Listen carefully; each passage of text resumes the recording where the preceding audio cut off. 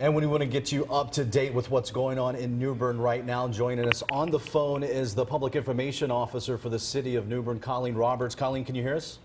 I can. Good morning. Good morning to you. Thank you for joining us once again. Now, what can you tell us about the conditions there in New Bern and some of the things you're dealing with in the city? Finally, we can talk about some good news. New Bern is a mess. I've been trying to share some photos on social media of things that are coming into the Emergency Operations Center. We've restored power to about 15,000 customers of our 22,000 customer base, which is fantastic. Getting calls from people who are saying, you know, thanks for some AC and all of this muggy, rainy weather. Our shelters overnight got really packed and busy, so we transported about 300 people to Marine Corps Air Station Cherry Point so that we could ease up some capacity. And this morning, we not only have room at our shelters, we still have people coming. So that is certainly good news that we can take more folks in. Late last night, New Bern Fire Rescue rescued 15 people who were stranded at the Bridgepoint Hotel right there on the riverfront in downtown New Bern. And then we just got word about 20 minutes ago that 8 people, 6 dogs, and 2 cats were traveling in a couple of vehicles down Martin Luther King Boulevard, a main highway, something you don't generally think of as flooding, and they became stranded and required rescue. So we have our guys headed out that way to do that. Over 375 people at this point have been rescued and taken to the various shelters and to fire rescue headquarters. We have at least 100 people in queue right now who still require rescue. So we're not out of the woods, but we feel like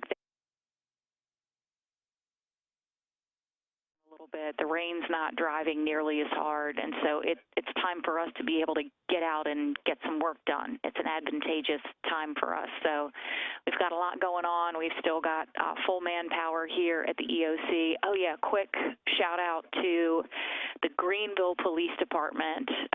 Yesterday they sent us 7 officers to assist our guys in manning shelters and working at that staging area at the New Bern Mall where citizen and volunteer boaters were going out and making rescues. We thank them for their hard work and coming to help us out and sent them home. They couldn't get home.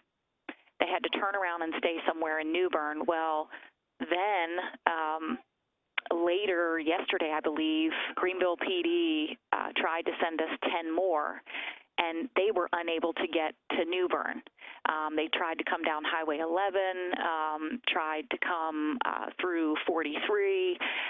So we're hearing that it may be that same situation as Floyd and Irene, that, you know, New Bern is an island.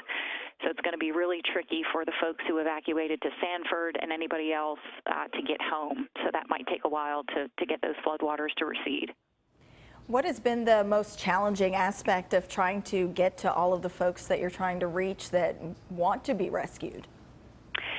It is purely a challenge sometimes just getting to them. You know, you think about how easy it is to just jump in your car and go see your friend who's, 10 or 15 minutes away. Well, when water starts rising and eliminates roadways altogether, and you're navigating your way in the dark on a boat trying to get to a certain address, in some instances you can't even see street signs anymore. So it's, think of your favorite neighborhood or your community and then trying to navigate it by boat because there aren't streets anymore. That's really become a challenge.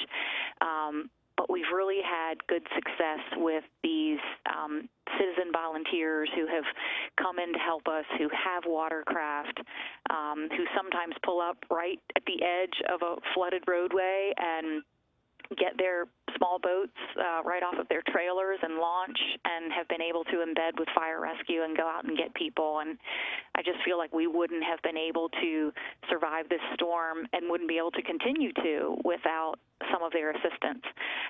But getting to folks has been a challenge. The water moves so fast when the wind is blowing. It's like looking at whitecaps coming down your street.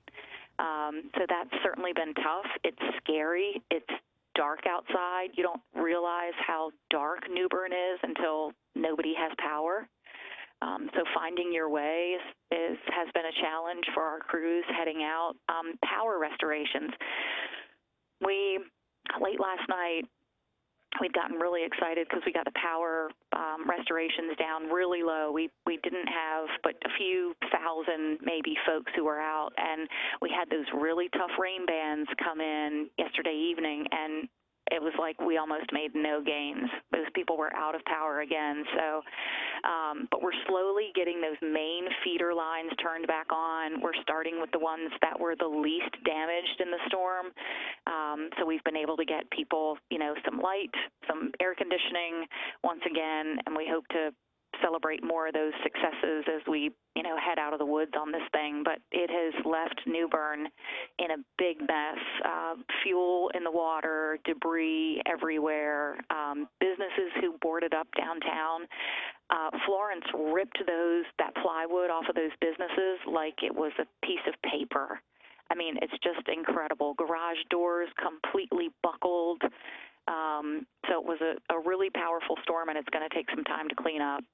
And I know you mentioned when we spoke with you last night, there were some out-of-state resources possibly assisting with those rescue efforts. I believe a couple of swiftwater rescue teams had joined that effort last night. Was the Cajun Navy also involved in some of your efforts today as well? They were, and we really appreciate their help. There had been some misinformation out there that we turned them away. We never turned them away. The very first conversation we had with them, they were in South Carolina, and we weren't sure if they were going to be able to get here or any of the volunteers associated with them. So we kind of said, okay, we realize you're getting a lot of calls for rescue through the Zello app, but we're going to try and tell those people to call 911 because you're not even here to help them.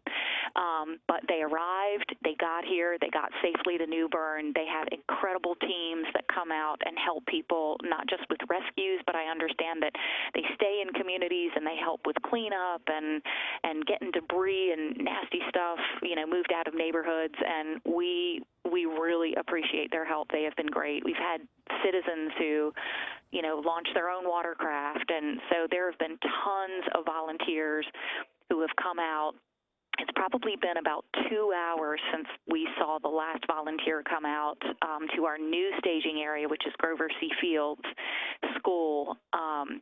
But we've just had so many people offering to help. We've had administrative folks from the school system who called me yesterday, and they said, hey, we know how to answer phones and give direction. If you need somebody to come to your EOC and answer phones so people can sleep, let us know.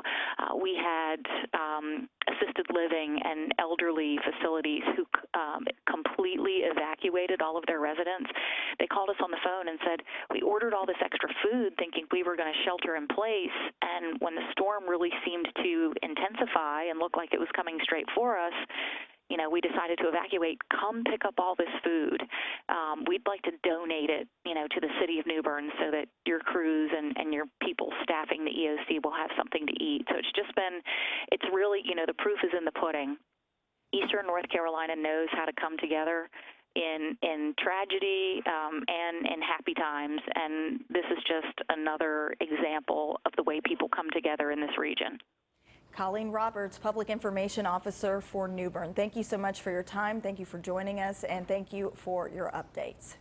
Thank you, and keep up the good coverage. All right.